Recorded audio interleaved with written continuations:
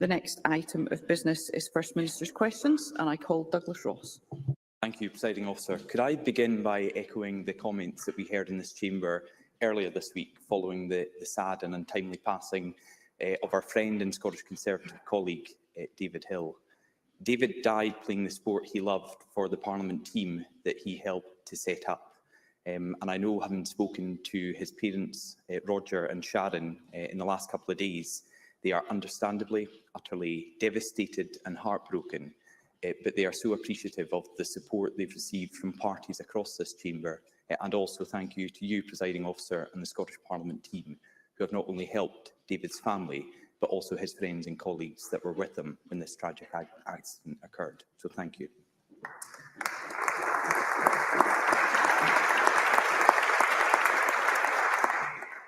Presiding Officer, yesterday the damning Audit Scotland report was published into this SNP government's failure to build 2 lifeline ferries. Kate Forbes was put forward to respond in this chamber and to the media, but couldn't say who made the key decision to sign off this disastrous contract. So, First Minister, can you give a straight answer where your Finance Secretary could not?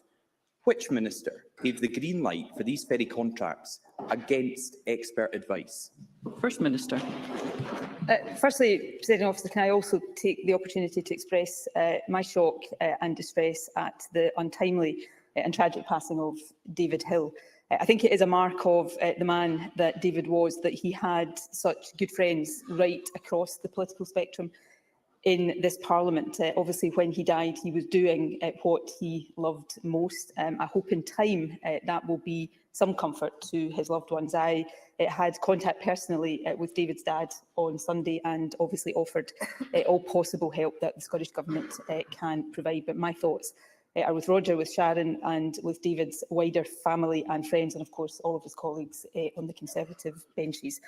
Presiding Officer, to turn to the substance of the question, before I come directly to that question, let me say very candidly, the problems with the procurement, or rather the construction, because it's not the procurement, the construction of these ferries, which resulted in delay, cost overruns and an impact, a very negative impact on island communities, is far from satisfactory, and I think that is putting it mildly.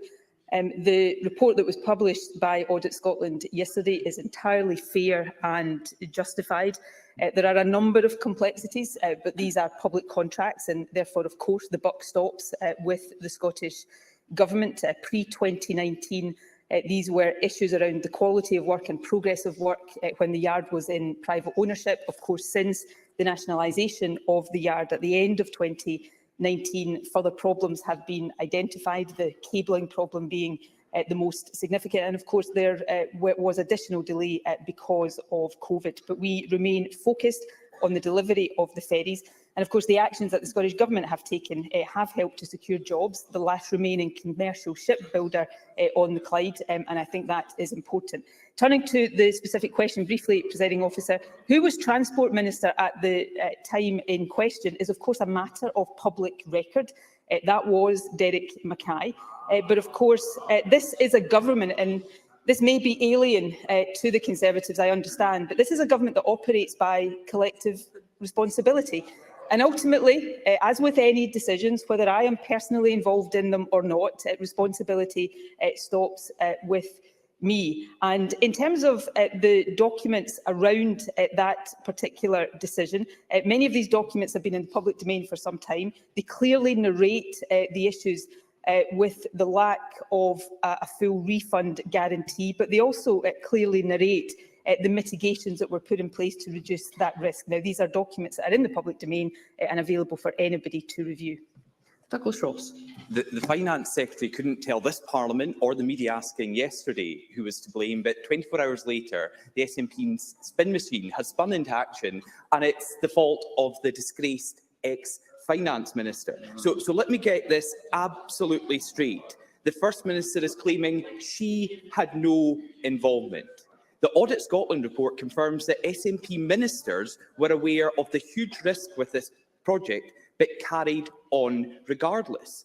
The government she leads willingly decided to charge ahead against expert advice.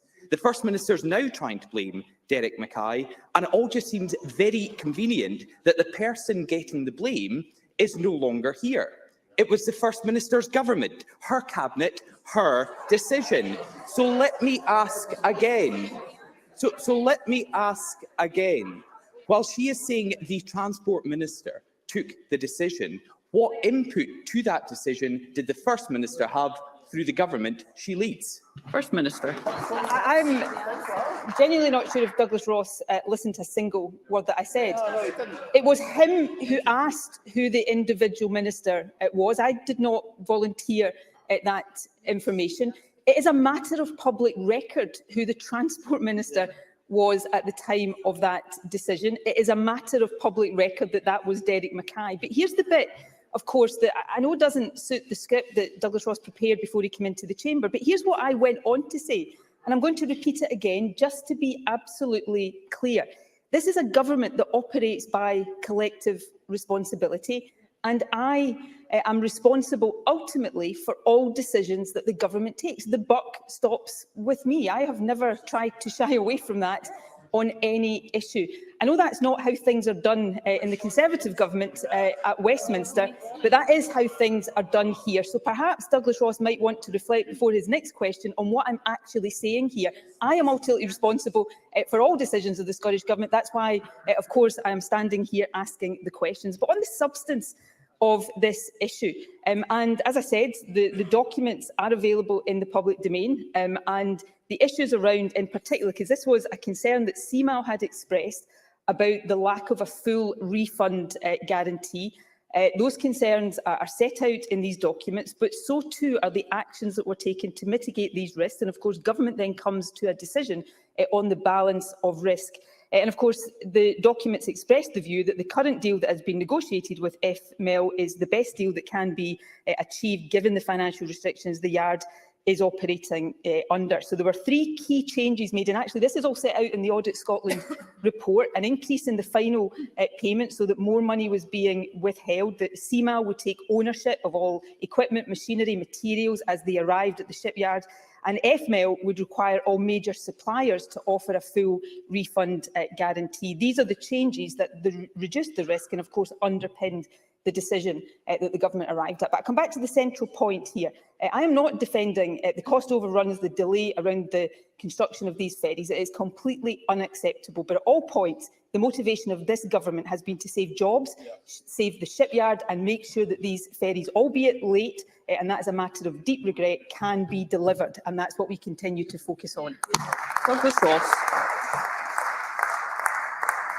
The First Minister says she takes ultimate responsibility, then throws an ex-minister, a disgraced SNP ex-minister, under the bus. So if we are looking at ultimate responsibility from the First Minister, can she tell us why a key safeguard was removed that could have saved Scottish taxpayers hundreds of millions of pounds? Can she tell us, with her ultimate responsibility, why they started building the ferries when they didn't even have a design agreed? With her ultimate responsibility, can she tell us why Ferguson Marine were given the contract in the first place? And with her ultimate responsibility, can she tell us why there is not going to be a public inquiry into this whole scandal?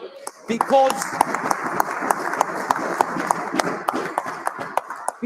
we need this public inquiry, because Audit Scotland tried to get answers, but they couldn't.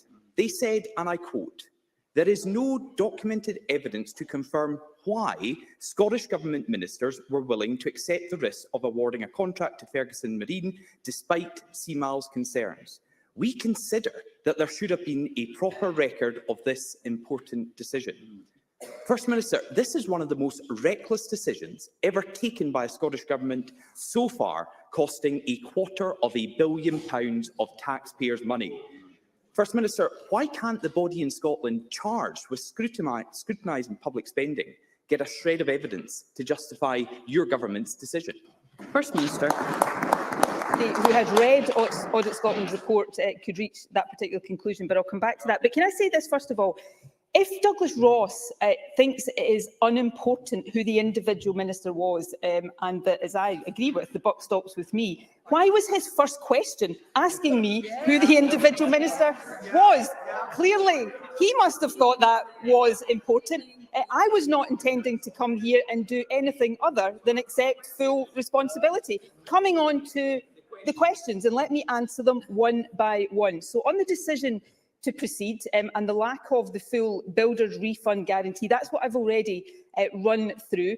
That decision was clearly taken on the balance of risks. CMAL had concerns about that, but a range of actions had been taken, and I set out exactly what those actions were to mitigate those risks. And the conclusion, and this is in documentation that is publicly available, that the deal negotiated was the best one that could have been achieved in those circumstances. Now, the second question I think that Douglas Ross asked me was, why was the contract awarded to FML when it was the most expensive? Again, that question is actually answered in the Audit Scotland report. The review, of course, found that it was the most expensive. I think, if memory serves me correctly, that was known at the time. But CMAL also assessed the bid as being of the highest quality. So overall, it achieved the highest combined cost and quality score of the 7 bids. That was the decision taken at the time. And of course, ministers are not involved in procurement decisions. And lastly, Presiding Officer, on the question of a public inquiry, we of course have had a parliamentary committee look into this issue. We've now had a major Audit Scotland review, but as Audit Scotland itself recommends at page 7, I think, on completion of the vessels, there should be a formal review of what went wrong with a view to learning lessons. So the Scottish Government will consider what form that further review should take. We will consider that carefully, and of course we will report to Parliament in due course. Douglas Ross. It's ridiculous. We are fortunate in Scotland to have 2 governments, and there's only one of them currently building ships in Scotland that actually sail. And that is because of this First Minister's record in government. So let's look again. Ferguson Marine was the most expensive bidder, yet, as the First Minister has just said, was chosen on the basis of quality.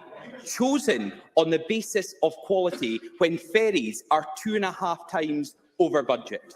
Hundreds of millions of pounds of taxpayers' money has already been wasted. There is a 5-year delay at least, and there's still 175 faults with the ferries that are still being built. This is one of the worst public spending disasters since devolution. And who messed up? Who knows in SNP Seeks at Scotland? Because all the evidence is gone. Audit Scotland couldn't get to the bottom of a number of points. The only scraps of paper we have left about this disastrous decision are the old SNP press releases that claimed they were saving Scottish shipbuilding. So, First Minister, can I ask, when you visited the ferries in 2016, were the painted-on windows not a sign that your decision was an absolute shocker? First Minister. Well, I think what Douglas Ross has demonstrated there is that he has not spent much time actually reading the hundreds of pages of documents that are in the public domain. There is one issue where Audit Scotland refers to a lack of documentation. I think that is a matter that the government needs to reflect on seriously and will. But there are hundreds of pages of documents. I've referred to many of them already, and they would bear some attention, I think, from Douglas Ross. I said candidly at the outset, I think this is a deeply regrettable situation. At the time I visited the yard, of course, it was in private ownership. Assurances were given there about the completion of work and the problems that have led to cost overruns, delays and, worst of all, a negative impact on our island communities is deeply regrettable. At every step, the motivation of the government has been to secure employment, to secure the shipyard and to get these ferries completed, and that is what we will continue to focus on. We will learn the lessons in the Audit Scotland report. We will make sure that all of the recommendations in it are taken forward. But Douglas Ross may think it is unimportant to have saved 300 jobs and a shipyard. I actually think these things matter, and that is why we will now focus on making sure that that yard has a positive future. Question number 2, Anna Sarwar. Presiding Officer, can I start, like others have, by paying tribute to David Hill and say my particular condolences, of course, to his family and friends, but also recognise the wonderful tribute that Jamie Green, who employed and paid to David, and my condolences to Jamie Green, and in particular all our Conservative colleagues in this Parliament. David was someone that was respected across the political spectrum, and he had friends not just that were MSPs, but let's not forget the many staff that work in and around this Parliament building too. Presiding Officer, yesterday, faced with the biggest fall in living standards since rationing, the Chancellor failed to present a spring statement that would make life easier for millions of families. He failed to introduce a windfall tax, he failed to put more money in people's pockets, and he raised the tax burden on millions of families across the UK. He must have been taking lessons on missed opportunities from this First Minister. In her government's budget, the First Minister had the opportunity to tackle the cost of living crisis, but just like the Tories, they failed. Giving households less than £4 a week in a council tax rebate, copying Rishi Sunak's policy, just won't cut it. Will the First Minister accept that the action she has taken so far is not enough to confront this crisis? First Minister. Well, in the Scottish Government's budget, of course, we doubled the Scottish child payment, game-changing for families with children living in poverty. If memory serves me correctly, Presiding Officer, the Labour Party shamefully voted against that measure in the Scottish budget. In terms of yesterday's spring statement, I think it showed a callous disregard for the misery that people are already facing and the misery that is going only to get much worse.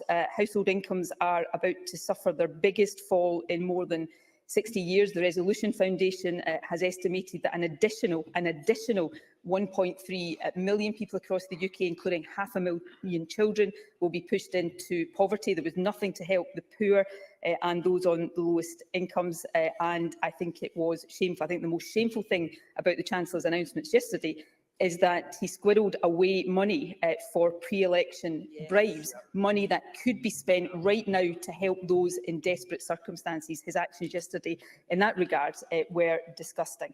In terms of the Scottish Government's actions, and we have limited powers and we have limited resources, but due to our wider, long-standing policies, people here already pay less on average in council tax, less in water bills, less in rail fares. Of course, people in Scotland, compared to south of the border, pay nothing for prescriptions, for eye tests, for university tuition. Additional action, in addition to the payment through the council tax, the £150 payment, we have taken the decision to uprate devolved benefits by 6%, and it's the failure south of the border to do that that's having the biggest impact on low-income families. We've introduced, as I've already said, the Scottish Child Payment. We're investing in the Scottish Welfare Fund. We're increasing the Fuel Insecurity Fund. So we will continue to do everything that we possibly can within our powers and resources. But anybody who is serious about helping the lowest paid would be arguing for demanding powers and resources to be taken out of the hands of Rishi Sunak and his type and put into the hands of this Parliament.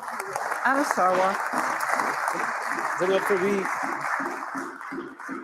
We welcome the doubling of the Scottish Child Payment, but it's a plan that predates the cost of living crisis.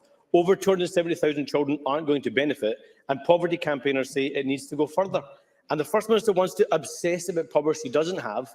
She's been in government for 15 years. She has power. Use that power to change people's lives. That's what the job is for. So let's look at what she's done with the power she has. Copied Rishi Sunak's council tax rebate, failed to target support to those most in need, increased rail fares and put up water charges for Scottish households. We have published detailed plans on how to confront this crisis, but so far the SNP has not listened. So here's another meaningful action they could take. Scottish Water is owned by the Scottish Government. They are currently sitting on a cash mountain of £428 million. So Scottish Labour is calling for not just the freezing of water charges, but a £100 rebate for every household in Scotland.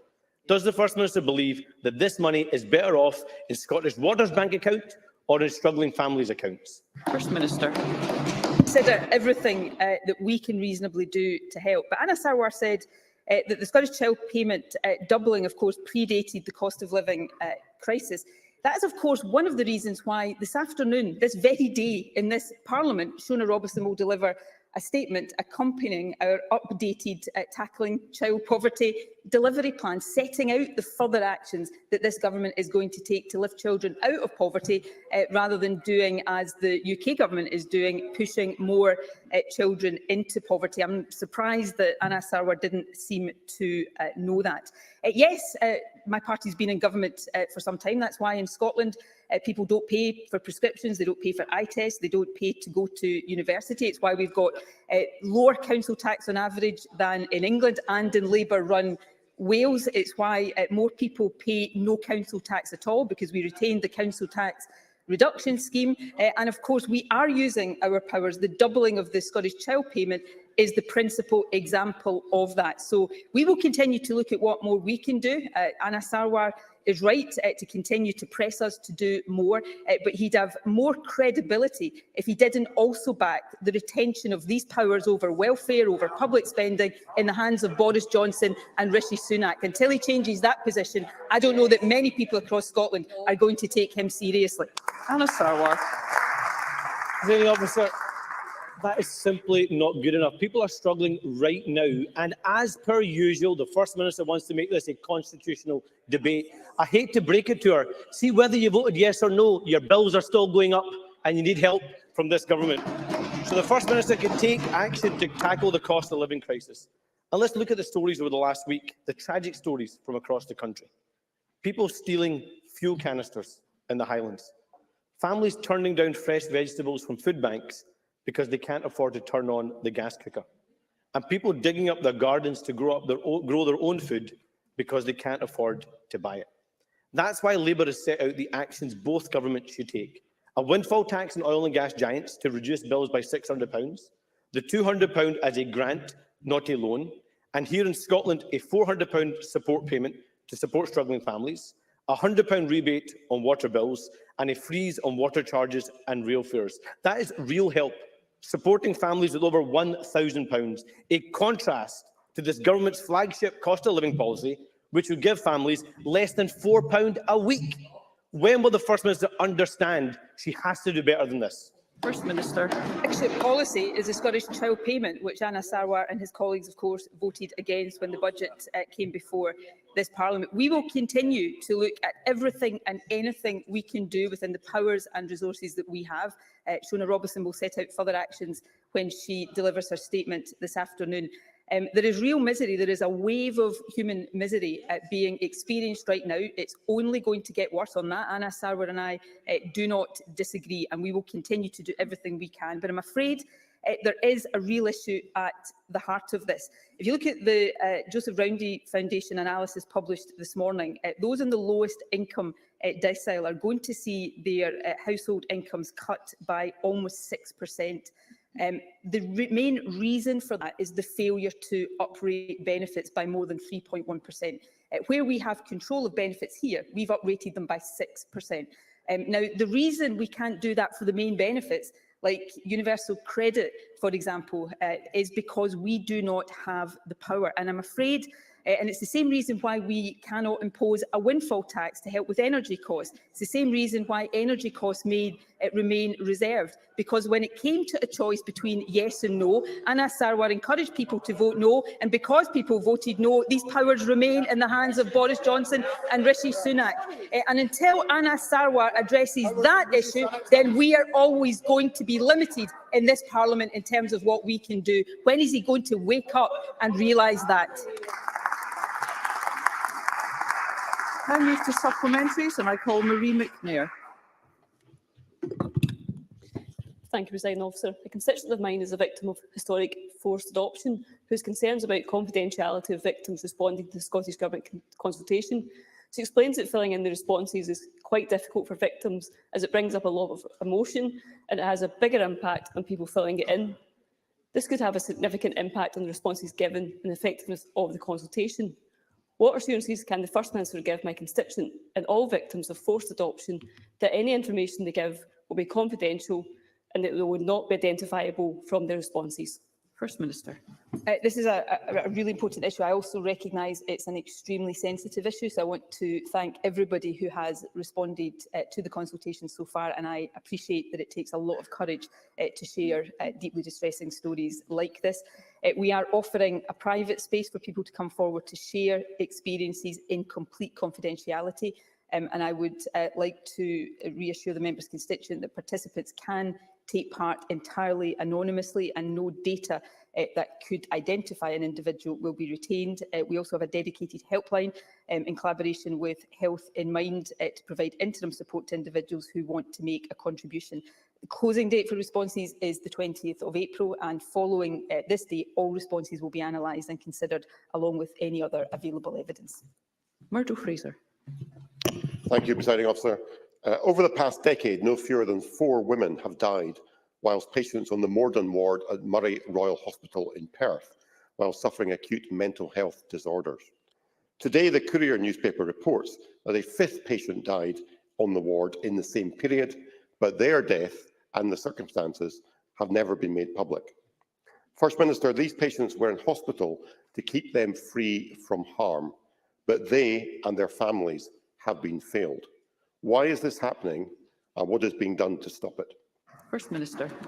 These are very serious issues, and where lessons need to be learned, they are learned by health boards and, where necessary, by the government. I am not aware of the detail of the case reported in the Courier today. I will ensure that I become aware of that detail, and I'm happy to write to Murdo Fraser when I have had the opportunity to do so.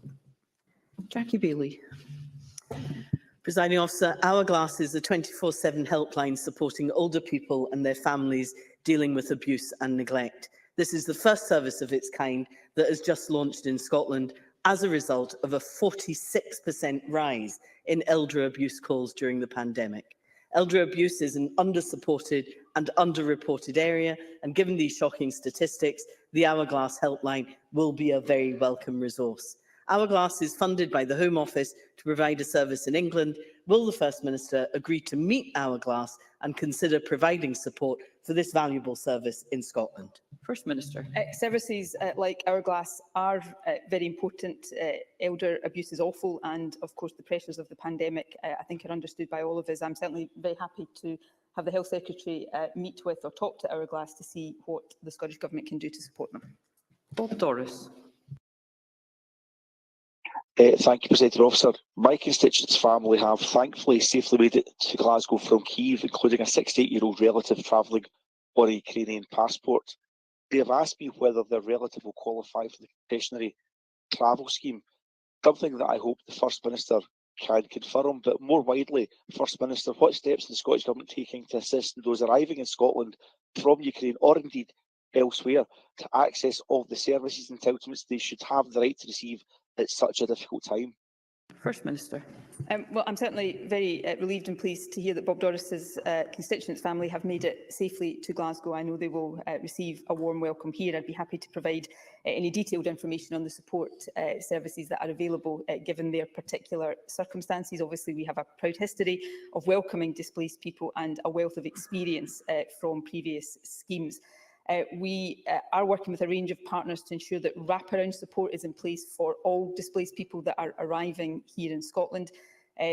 Those who come from Ukraine will have a right to work, they will have access to social security benefits and public funds, and we will be working to make sure people are aware of that and get access to all of those services. We are standing ready to welcome, I hope, significant numbers of people fleeing the situation in Ukraine. We were pleased that our super sponsor scheme that we had proposed to the UK Government went live on Friday, and we have multi-agency efforts in place to provide support. What we need now is to see visas begin to be granted in significant numbers so that we can get more people to Scotland and give them the support that they need. And on this issue, finally, let me take the opportunity to welcome, I'm sure, on behalf of all of us, the Dnipro kids who arrived in Scotland last night. I know they would all rather be at home in Ukraine, but while they're here, I think it's something all of us want to do to make sure that they are surrounded by love, care and support. Megan Gallagher.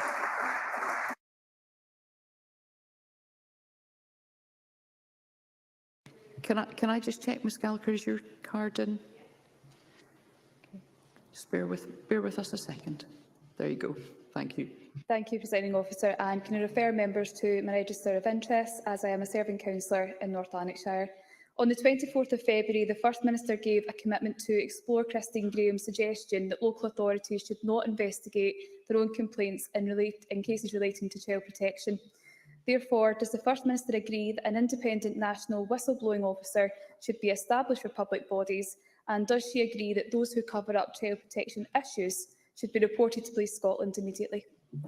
First Minister. I did give the commitment to Christine Graham, as the member rightly says. That was just a few weeks ago, so I hope she will accept that the consideration of these issues is still underway, and I will make sure, as part of that consideration, the proposals she's made today are properly considered. Question number 3, Pam Gossel. Presiding Officer, to ask the First Minister what the Scottish Government is doing to ensure that perpetrators of domestic abuse do not go on to re-offend. First Minister. Domestic abuse is an insidious and dreadful crime. It has a devastating impact on victims, and it is vital that perpetrators are fully held to account. In partnership with key stakeholders, we are implementing Equally Safe, which is Scotland's strategy to tackle all forms of violence against women and girls. This aims to prevent violence from occurring in the first place, build the capability and capacity of mainstream and specialist services to support survivors and those at risk, and also strengthen the justice response to victims and perpetrators. As a tangible example of that, we have committed to expanding the availability of the accredited Caledonian system to ensure that more male perpetrators of domestic abuse are directed to services that help challenge harmful behaviours, reduce reoffending and improve the lives of women and children. Pam Gossel. I thank the First Minister for that response. Growing up as a very young child, I watched victims of domestic abuse come to my mum's shop on Argyll Street for help. But not enough has changed. Half of the 65,000 domestic violence incidents reported in 2020 to 21 were committed by reoffenders. Clearly, whatever the government is doing right now isn't working. We need to work together to provide a true deterrent for the horrible abuse. So can I ask the First Minister, will her government commit to do more on this issue and back my proposals to create a domestic abuse register? First Minister. I mean, these are really serious issues, and I want to ensure that we take them very seriously. On the specific issue of an offender register, obviously we keep the law under continual review. We're always keen and willing to explore any options to reduce crime and reoffending, so we would be very keen to understand the detail of that proposal and give it due consideration. Of course, all registered sex offenders are already placed on the sex offender register, and as such must register with the police as part of those requirements, but I appreciate that will not incorporate all perpetrators of domestic violence. So these things need careful consideration, and I certainly undertake to give it that. On the broader issues, it is definitely the case, and I think this is something that should be welcomed, that more people now feel able to come forward when they are victims of domestic abuse or sexual violence, and that is to be encouraged. Obviously, sentences for perpetrators are matters for courts, and I think it's important that we all recognise that. But there is a range of work underway to ensure better support for victims, to ensure that those who do commit these dreadful crimes do face up to the consequences of their actions, and the Caledonian system that I referred to earlier is an important part of that. We're also doing more to invest in the support services that victims need and get so much benefit from. So there's a range of work underway, but on this issue the government will remain open-minded to any further proposals that are put forward. Question number 4, Fulton McGregor. Thank you, Presiding Officer. To ask the First Minister what work is being done to extend the Warm Scots welcome to Ukrainians arriving in the UK. First Minister. Well, we're all continue to be horrified by the illegal war in Ukraine. We are ready to extend the warmest of Scottish welcomes to those fleeing the war. We've been working rapidly with a range of partners to ensure that displaced Ukrainians arrive to a place of safety and security. We've established welcome hubs at key entry points to support people with what they need immediately on arrival, as well as to assess their medium to longer term needs.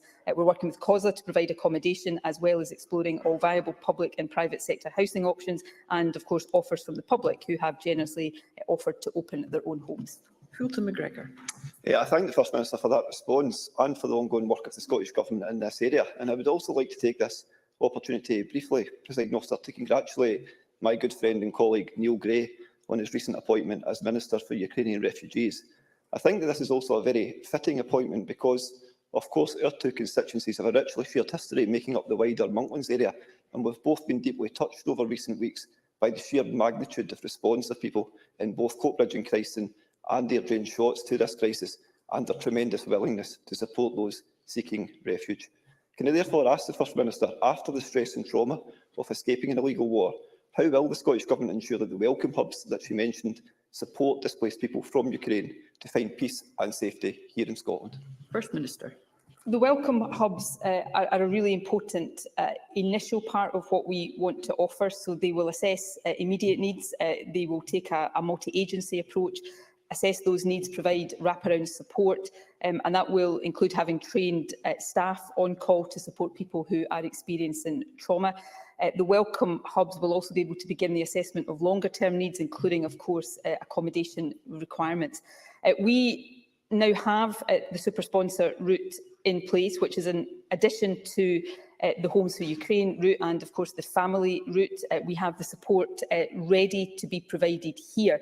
The bit in the middle is getting the visa applications granted so that people can start arriving in numbers. I'll get an update later today, but yesterday the update I had was that there had been over 1,000 applications made through the super sponsor scheme and just under 1,000, I think, in terms of individual matching. Obviously, we're still improving data flows, so there will be some uncertainty around those figures.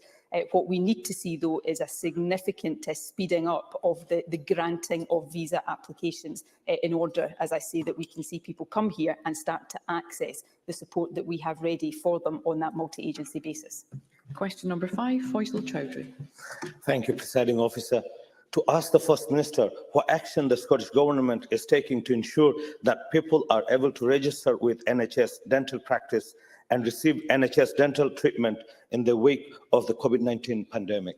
First Minister. It is obviously a priority to ensure that patients are able to access NHS dental care. Of course, we've committed to abolishing dental charges in the lifetime of this Parliament, which will help remove at least one of the barriers to accessing high-quality NHS dental services. To support patient care and access, we recently announced revised payment arrangements for dentists from the 1st of April, which will more closely link payments to the number of patients being seen and treatments provided. This multiplier funding arrangement will see additional investment in dentistry increased by almost £17 million in the first quarter of the new financial year, and that comes on top of the 9% planned increase in the budget for NHS dental services in the coming financial year, and of course the support given during the pandemic of £50 million financial support for the sector and a further £35 million of PPE. Faisal Chowdhury. I thank the First Minister for that answer. Many constituents have expressed to me that due to the total lack of NHS provision in their areas, they're left with untreated dental pain and conditions, often missing checkups that can spot life-threatening conditions such as oral cancer. Does the First Minister realise that she is increasingly not even overseeing a two-tier system? For many people across Scotland, dentistry is effectively privatised already. First Minister. No, we continue to support NHS dentistry. In fact, we are investing more proportionately than we're seeing south of the border by about 40%. We have about 40% more dentists per head of population, per 100,000 of the population than elsewhere in the UK. There are significant challenges because of the pandemic. That is why we financially supported dentists during the pandemic and why we're taking action now to further support dentists. The payment the multiplier funding arrangement that I referred to in my earlier answer is extremely important. It's been welcomed by many dentists. I think the BDA have also welcomed the introduction of this. So that recognises the importance of linking payments to numbers of patients and to the treatment that is being provided. So we will continue to ensure that we support NHS dentistry and that people have access to, and of course, as I also said earlier on, removing dental charges will also take away one of the barriers that traditionally some people have experienced. Stephen Kerr. Thank you, President Officer. As, of course, I had my own experience with dental problems last week, and I'm not directly blaming the First Minister for that. But Douglas Thane from the Scottish Dental Association said that decades of underfunding by the Scottish Government has created a toxic environment as dentists battle rising costs and inadequate fees paid by health boards. So can't the First Minister see that her current approach is endangering dental provision for those who need it most across Scotland? First Minister. Well, I know I said earlier on that the buck stops with me. I'm afraid that doesn't include Stephen Kerr's teeth problems. I'm just hoping the glue is working better today. But I think I'm going to move on because these are two important issues for such levity. These are important issues. There are more dentists. So if I look, where Stephen Kerr's party is in government, the number of dentists per 100,000 of the population was 39.9. In Scotland, it's 55.6, 40% higher. For this financial year, our government investing in core community dental services is 40% higher. That doesn't remove all of the difficulties, but it does show the foundation we have in place here, which is why the additional investment I'm speaking about is so important, because it recognises these additional problems caused by the pandemic. So we will continue to focus on supporting NHS dentists in order that people across the country can have the access to them that they have every right to expect. Question number 6, Ariane Burgess. To ask the First Minister what the Scottish Government's response is to the Spring Statement. First Minister.